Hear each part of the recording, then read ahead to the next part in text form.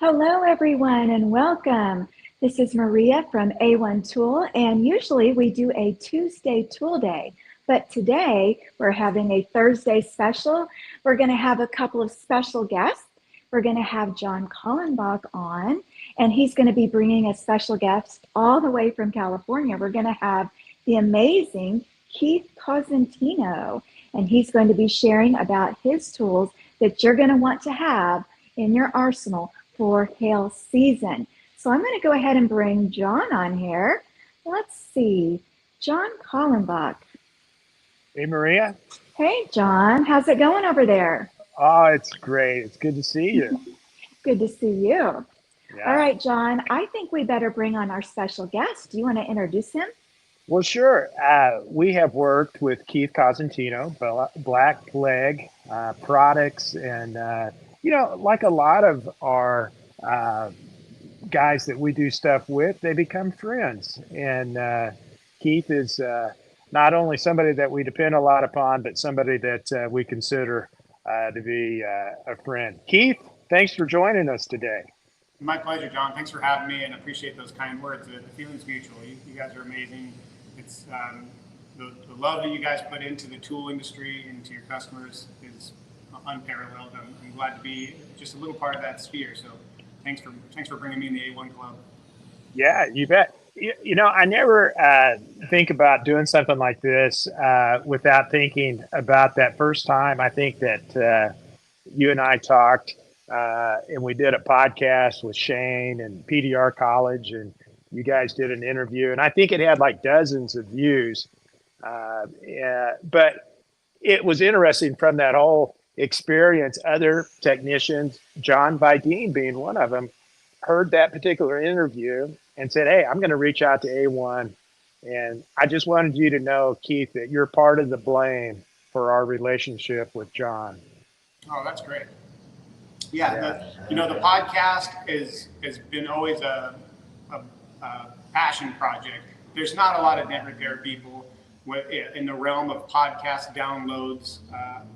I probably would be somewhere in the 10 million range, but within our industry, so many people listen, and we're always talking about things that make sense to other technicians. I think we were the first dent repair podcast, so if you're looking for something to listen to when you're pushing 8 or 10 hours of dents, that was pretty relevant. So we kind of took our foot off the gas as far as production with that show, but we've been ramping back up this year, and Shane and I just cut one ready to put it out. So it is fun to connect with everybody and just share those ideas, and everybody grows because of it. And I love that story. That's a testament to it. Just putting your information out there and sharing your perspective helps other connections happen. So that's great. I do remember giving you a hard time on your tool pricing on that podcast. I said, why is your stuff so inexpensive, John? It's so good. And you said, hey, I think our pricing is just fine. And I thought that was fantastic. So what do we have? All of our brand new 2025 products, I'm glad to say, are going to be on your site, John. And today we're just going to take a couple minutes and go over each one and show why they exist and what they do, and kind of share a little bit about how they came to be. So the first one, we'll just start with the flagship of my new products. This is our own Shrinky Box, the SB4. So if you don't know what they are, when you work on a dent that's really deep and you get to the point that it's coming out, but it's now weakened and it's oil canning, which means it's popping up and down. In the old days, before these machines existed, that was it for a PDR tech. You were done. You were not going to get paid. That panel needed to be fixed conventionally if it was going to be flat. And then a few years ago, these machines started to come onto the market, and they're great.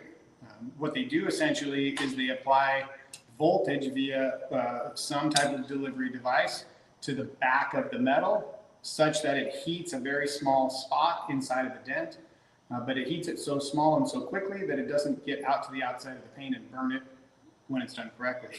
And by doing that process 10, 20, 100 times, you're able to shrink that metal just enough that you can now work it again and you can bring it back to flat.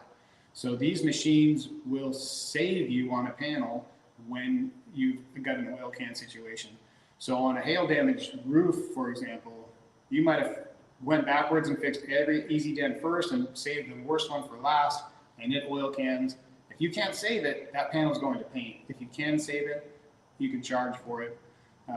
So in my opinion, you must have one of these machines, and you must hope that you never need it, as John and I were talking about a couple of weeks ago. But the other machines on the market are all fantastic. There's not a bad one out there. But from a technician's perspective, when I got them out of the box, I still couldn't use them. It needed more accessories. So in order to use a shrinky box, you have to prep the back of the damaged area and prep another area for the ground. So the way they work is you have a grounding wire. It's on the panel. I'll show you in a minute, but you have to ground one section, and then you have to apply the voltage to another section. So you have to expose two parts of the metal.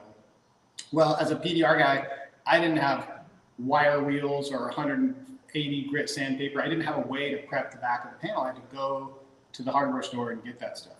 So the first thing I did in this kit is include a set of wire wheels in different configurations so that you can, when you open up the box, you can prep the panel so you can get ready to use it. The other thing is they didn't come with any kind of a box.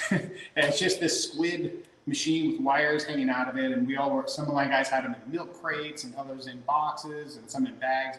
So it's not groundbreaking, but this one comes in a carrying case that all the accessories fit in. So you can just pop it in there and put it in your truck, and again, hope that you never need it, but there it is in there. The other challenge that we decided to solve in the box is that these are the normal rods that we use to apply the voltage to the back of the panel. They're called carbon rods. They're very brittle, but they do their job of letting you apply the voltage and not stick to the panel. But if you're a dent guy, you know a lot of the stretch dents are behind braces. Because the brace holds the metal in place and doesn't let the whole panel flex, the dent will want to stretch right next to or behind a brace. So when you have a dent under a brace that's stretched, this isn't going to help you. It doesn't fit in there. It's too big.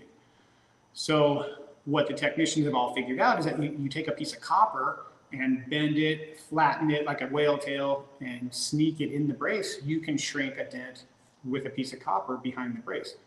Well, here's another thing. I didn't have any copper. So I literally had a job a couple years ago where I had to stop. It was a mobile job, back everything up, go to Home Depot, try to decide what kind of copper wire to buy more than I needed, come back, chop it up. I didn't have anywhere to chop copper wire up. It was very inconvenient.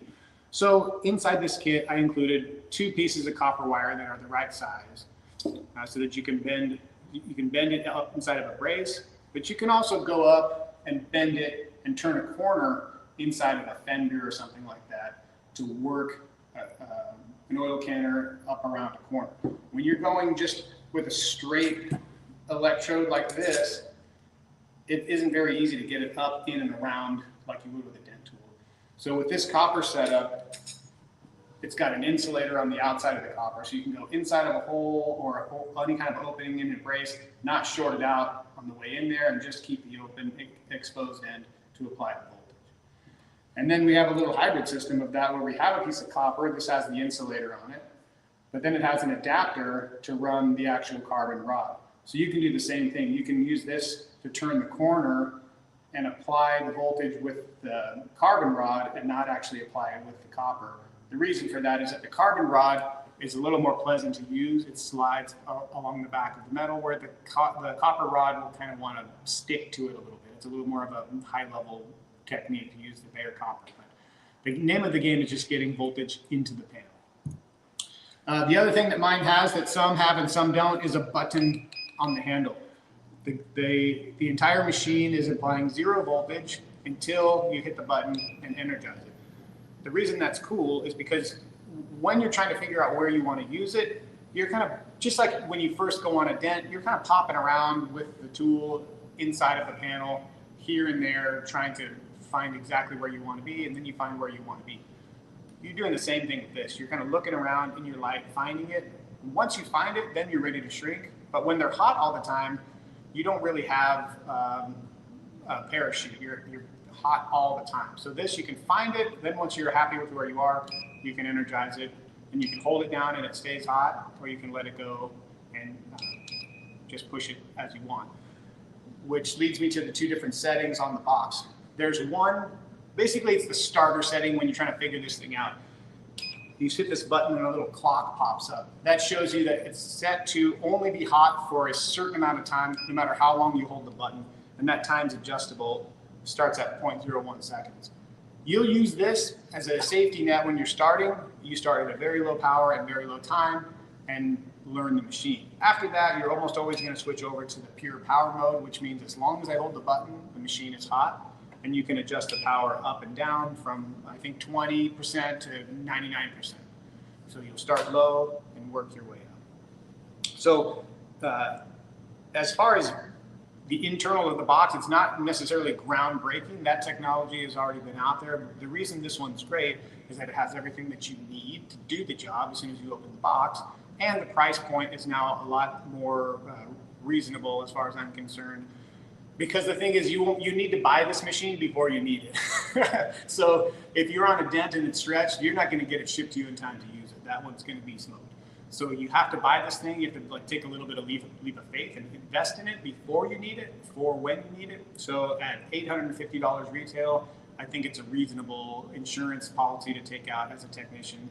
And it takes up a small form factor in this box. Everything fits in there. You can just find a home for it on the truck or on the shelf until you need it.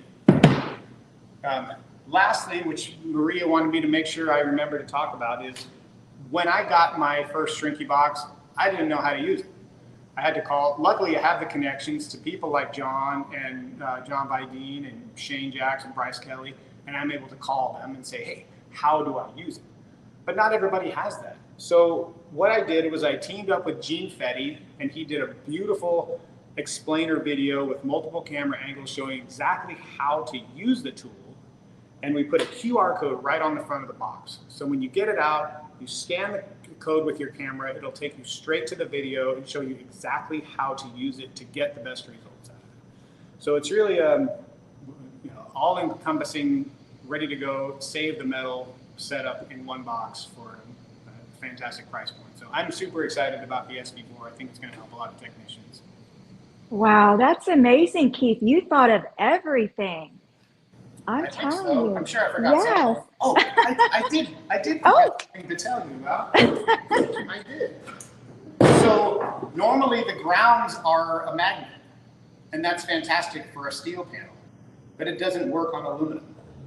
So what guys would do is they would put the magnet under the aluminum, that's the aluminum, and then they'd put some piece of steel on the outside, like a whale tail or a dolly or something dumb on the outside of the painted surface. It's an awful idea if you're trying to make this panel perfect again. So we included a clamp as well as a magnet for the ground. So on an aluminum panel, you can expose the bare aluminum on a brace and then just clamp this to it. That's your ground now.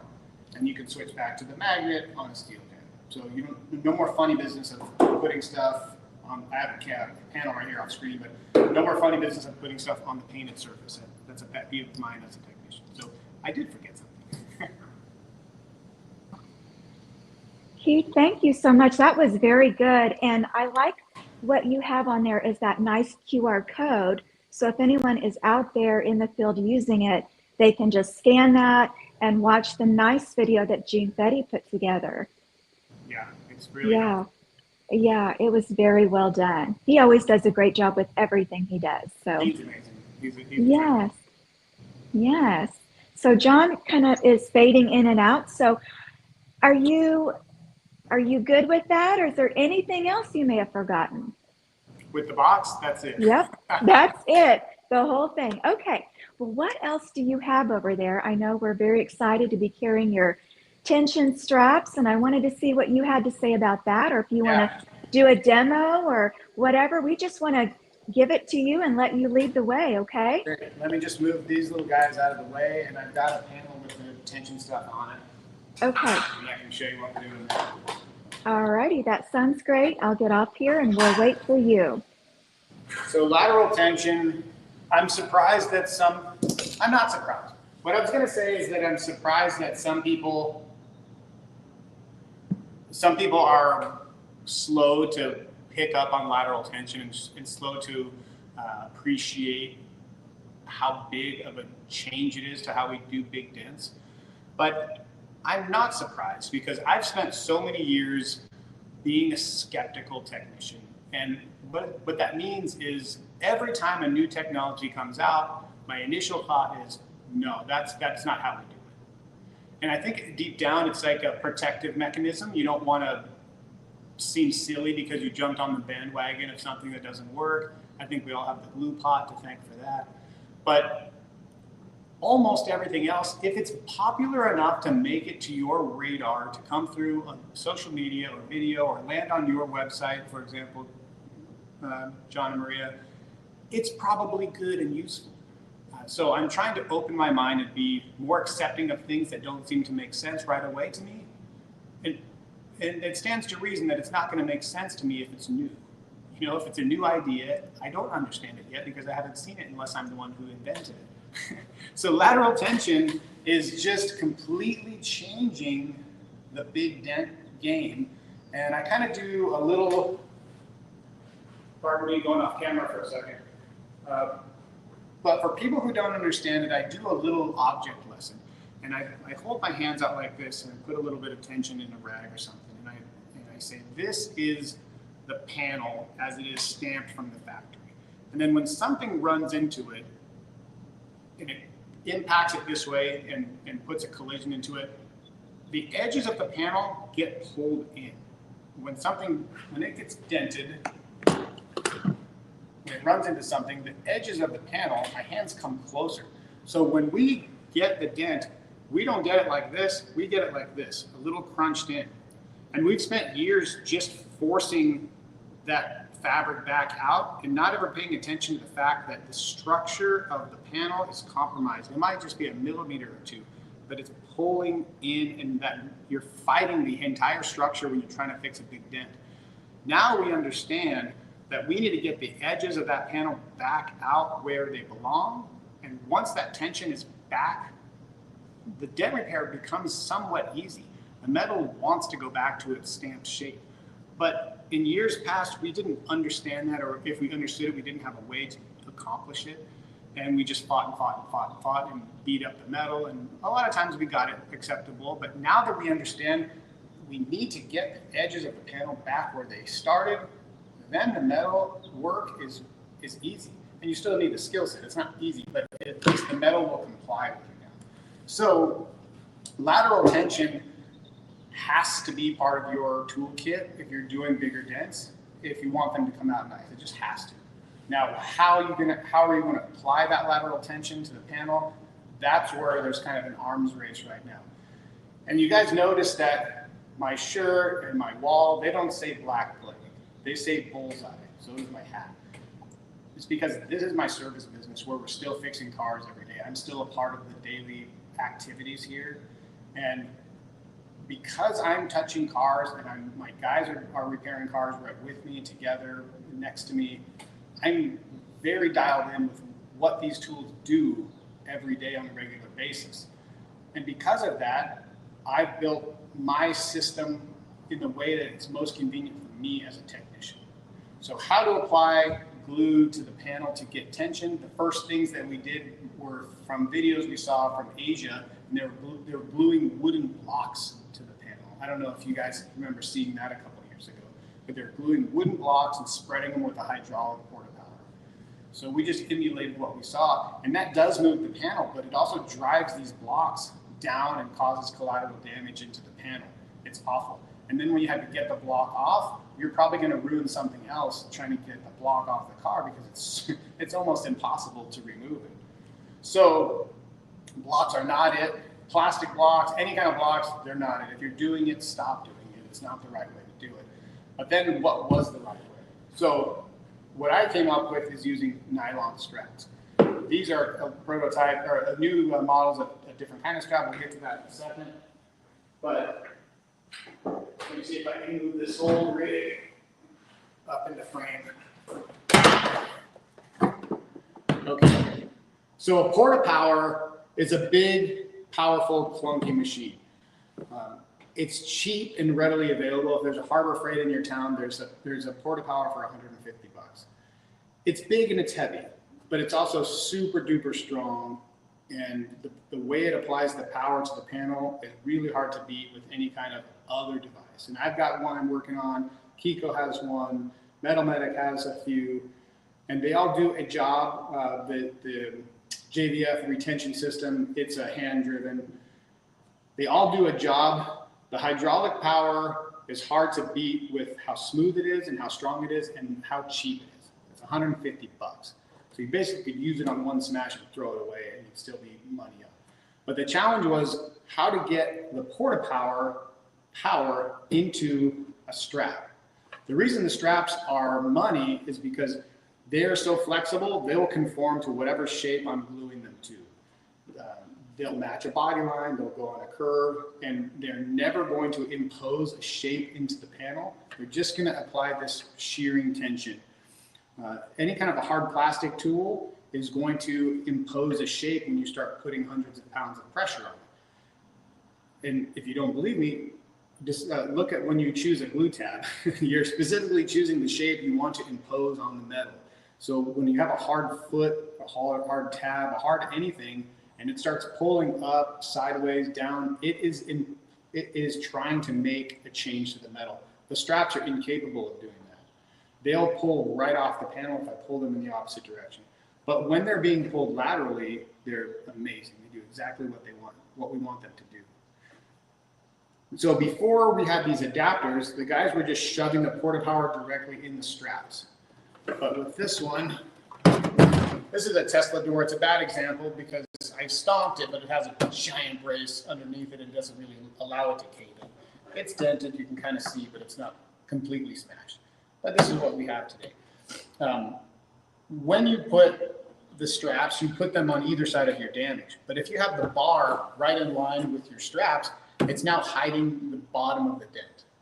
So when it's under tension, you can't push or pull this dent without an obstructed view of the bar. So when we made our adapters, we specifically designed them to move the bar off the center line of the damage. So while it's under tension, the dent is free to work. And we also designed this little swoop in the back of them that you see here. And when I put this under pressure, you'll see that these adapters, they're called the lateral tension adapters, they will lift the porta power up and away from the car so that nothing is touching the car except the straps. So I'll pump it up here and you can see these.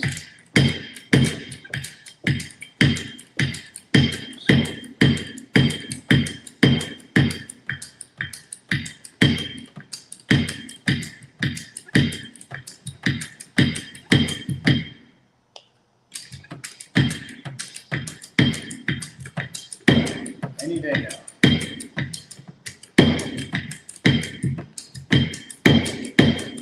I think this thing has a little bit of a leak in it, but we're getting there.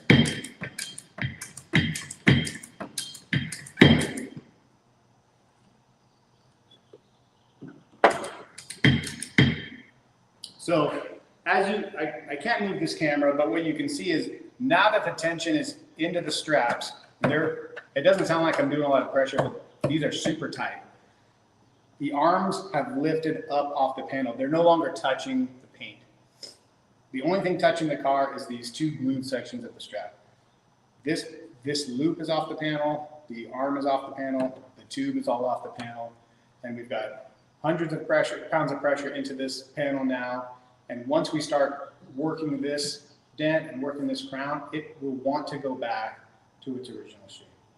So the straps have been on your site for a while, John, and thank you for that. But now we've got the adapters there as well. So anybody with a porta power can throw these adapters in there and get a nice clean bite on the tabs and keep the power up away from the panel. They fit the 4-ton porta powers. That's the one you want, basically the cheapest one. They've got a rubber coating on the top to be nice and safe when you're threading them into the strap so you don't accidentally hit the paint and cause more damage. And they've got a little set screw there to maintain their position on the rod when you're threading them in by hand. So a really inexpensive way and powerful way to get it to lateral tension. Yeah, both of what you're saying there, both effective and not a lot of investment required to really add a lot to a guy's arsenal on big smashes. So thanks for letting us sell those things. Yeah, it's my pleasure. Thanks for carrying them. So the extension of this is just more options for pulling different things in different ways. So that's where these two tabs have come into the mix. These are the same material, but they're doubled over on themselves, and there's a steel bar in the top of that. And that allows these tabs to be completely captive in a Kiko Centipede or similar adapter. So with this setup, you can now pull off the edge of a panel. If you want to go on both sides, I can kind of come around a little bit here, but if you wanted to grab this panel on both sides, you could pull an amazingly large section. Sometimes guys use these also on a body line like this if you want to really get a big bite of this panel, but again, you don't want to impose a shape yet. It's too early for a crease tab. You don't want to pull a big high ridge into this. You just want to move this section. You'd use a strap like this and just bulk it out. Maybe while you're pulling tension laterally, you can pull direct tension with this and a ratchet strap and a pole or a truck or whatever you need. So just a lot of versatility with this little guy. I love to use it on a quarter panel, the bottom of a quarter. You take the bumper off when it's been impacted with a collision. This shape will conform to that 90-degree bottom of the quarter and allow all this glue to make up the difference in the shape. And I'm getting, in our shop, we have pulling posts with electrical winches on them for power that we chain down to the ground. We've got floor pots, and we're getting hundreds and hundreds and hundreds of pounds of power into the bottom of the quarter panel with this tab and just resetting all the body lines. It's an amazingly powerful and versatile little thing, and it's simple. It's fabric and a piece of steel, but we call this the edge strap, yellow edge strap. Very creative. And Yeah. This is the same thing, just a different form factor. When you want to go deeper into a panel, but maybe you don't have the wide section to use that yellow one. There's a smaller section to go like above a door handle or around an obstacle or something like that. Or if you're going to pull a quarter panel, this will kind of go into the dog leg and get a really long bite all the way down by the striker and allow you to pull that edge up. Yeah, and again, really inexpensive. The whole system. I mean, you can own all of the straps, and wow, you're not even going to be $500 into the whole system. Yeah, and that's including the power pack. So right, it's yeah. very inexpensive. Yeah. My favorite part about it is honestly when it comes back apart. So I'll take this thing back off the tension, just as a quick demo to show how easy it is to undo it. When these straps need to come off, you just pull them backwards. You can either just pull them over it like that, and it's literally 10 seconds to get these tabs back off the car. And then a little alcohol, at least now that you can get to the edge of the glue, the little alcohol pull them right off. So before it was a 30-minute ordeal to undo this tension. Now you apply it, you get it out of the way, and you continue doing your work. It's just all the power, less expensive, and super versatile. So I think it's great. It's what I choose to use as a technician. That's why I wanted to develop this system for other people. Yeah. Keith, what glue are you using with this? Okay, this actually is Tab Weld on this one, but Tab Weld's my glue brand. I'd love to sell as much Tab Weld as possible, but for these repairs, if you need this thing to stick around for an hour or two, Tab Weld is not the best glue for it. It's the best glue for quick setup and hard pulls, but once the temperatures start diving down in the shop, you can see this one here. I shouldn't be able to get a hold of it like this. See how it's a little, I have a nice and air conditioning in the shop. It's a little brittle when it starts to get cooler or if it's been sticking around for a while. So it is still what we use here, but you have to monitor it after 20 minutes, 15 minutes, and make sure it hasn't gone past its optimal window. So if you're a slower technician or you like to take your time and you want that lateral tension set up to stay there indefinitely until you want it off, you probably should switch over to a collision glue that's meant to stick around and take a little longer to set up and stay stuck for a longer period of time. So that if there's any one of them that are great, I'm sure you guys carry a few, John, but tab weld does not have a collision glue brand at this time.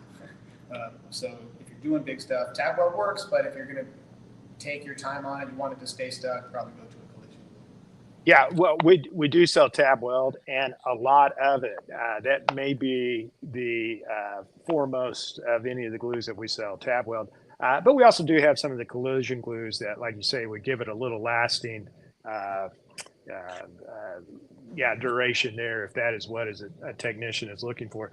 Hey, Keith, real quick, I think maybe you have one other item there with the robo lifter. I sure do. So, glue pulling is my game, and I'm always looking for ways to get better at it, make new products for it, and increase the performance of it. And in studying how we glue pull, how we apply pressure to tabs, I noticed that the smaller the tabs get, and that's the trend right now, is skinnier, tinier tabs because they're amazing. But the smaller they get, the more sensitive they are to being pulled properly. And what do I mean by that? That is a tab, a little tiny tab. This is a gangrene dead center tab, 12 millimeter, I think, or somewhere thereabouts. This is a tiny tab that pulls really well if you pull it straight. But as soon as you start pulling it a few degrees off of perpendicular, you don't get so much of a pull as you do a shear, and you shear the tab off. And if the face sticks really well, that's when you break a tab. And if it doesn't stick, then you just shear it off and you get an awful pull and you have to redo it. So I started looking at why does this happen? Well, with a slide hammer, it's just because you don't have really good control, and I'm not picking on anybody. If you watch your friends use a slide hammer, you'll see there's probably a 15-degree variance in how they're pulling the tabs. The better technicians are just more repeatedly accurate, and they're getting better pulls because of that. So if you're not getting good pulls on a slide hammer, pay attention to how much you are or aren't moving your pulling hand. But with a mini lifter, when you've got a dent, look at this Tesla door, there's not a straight edge on it. Everything's curved. So the dent is going to be in a random spot, wherever it may be. When you go to apply the mini lifter, the feet are going to fit the way they're going to fit. Wherever they go, that's it. So you can kind of move around a little bit and try to split the difference. But if you set it up and it's going to pull this tab a couple of degrees to one side, it's not going to get a good pull. It's going to be an awful pull. It's going to shear it off. So I decided that I would like some adjustability in the legs of the lifter so that I could doctor up the angle and get the tab completely flat inside the adapter. So these are the robo legs, and I apologize, I don't have any out of the package, only installed.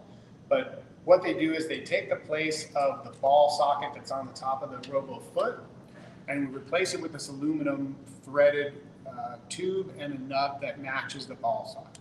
So when these are installed, now I have all this adjustability to be able to move this mini lifter and set it up to pull in whatever configuration I need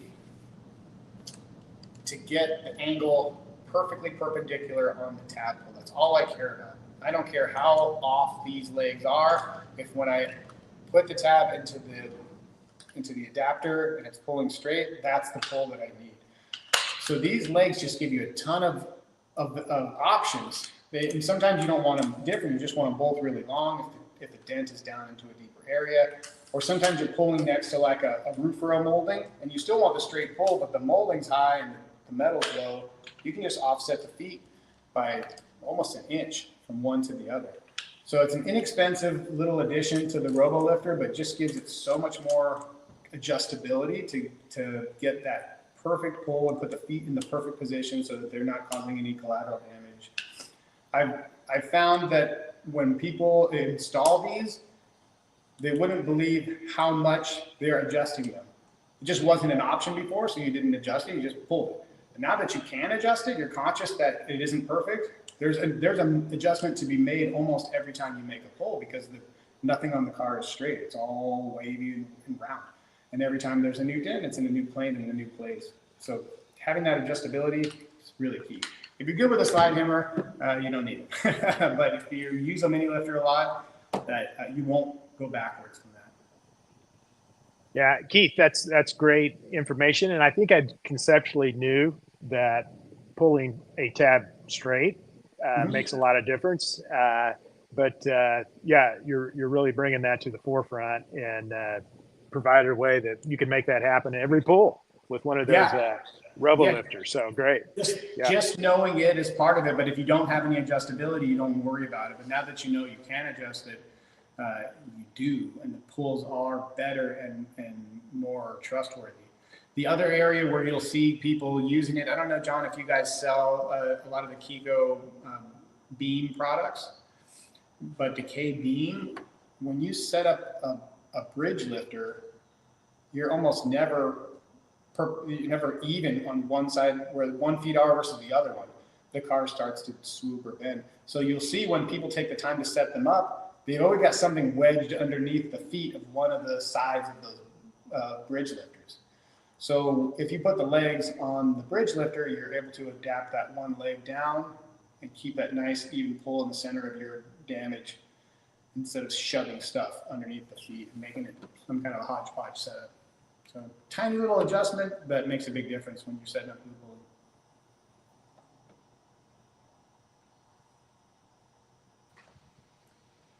Wow, Keith, I can tell you really are dialed in. I really love how you were explaining all of that and just making it very simple. Yeah, when when you use all this stuff all the time, it's easy. It's hard to explain stuff that you haven't used before or that you only used once. So I'm grateful that I have a career, 28 years of doing PDR, because I mean that's how the Black Plague crease tab started. I wanted to glue pull a crease and nobody had a crease tab, so I thought I should make one. And then it all stems from there. So finding problems in the field as a technician and solving them, that's so many wonderful products have come out by the technicians in the field saying, hey, I need something for this. John, I need you to make me a tool that goes like that. And then you make it, and we're all, the technicians are getting so good so fast now because the tools are so good. Yeah. Us old guys, we had garbage tools, and we literally had to make our own in a lot of situations. And they weren't good. They weren't as pretty. They weren't as durable. So it's a great time to be a technician. Yeah, it really is. And really a lot of the R&D, in fact, I would say maybe all of it really is being done by guys in the field. That's the meaningful stuff, just like you, and you're out there pushing, fixing dents every day, and you see a need and you address it, and you've done that very, very well over the years. Super excited about what you've brought. This Shrinky box, I'm excited about because it's so user-friendly. It's turnkey. Again, developed by a PDR technician for PDR technicians. It's complete. It's comprehensive. It's everything that you need, and at a great price point, $849. Your lateral tension systems are great. Love your little addition to the Robo Lifter. PDRtool.com. You can find all of these things. You can find them under new products, but also under the Black Plague line of products that we carry. Keith, you also sell these things. What's your site? Mine is blackplaguepdr.com or just deadrattabs.com. Yeah. All right. So there you go. You can buy them either place, and I think you're really going to be happy with them. We're super excited to have the Shrinky box. Again, just so turnkey. Keith, thanks for putting all of that together. Thanks for joining us today. It's always a pleasure. One of the true intellectuals and gentlemen of the industry, Keith Cosentino. Thanks for joining us. Thanks, John. Special Thursday edition of Tuesday Tool Day. Signing off.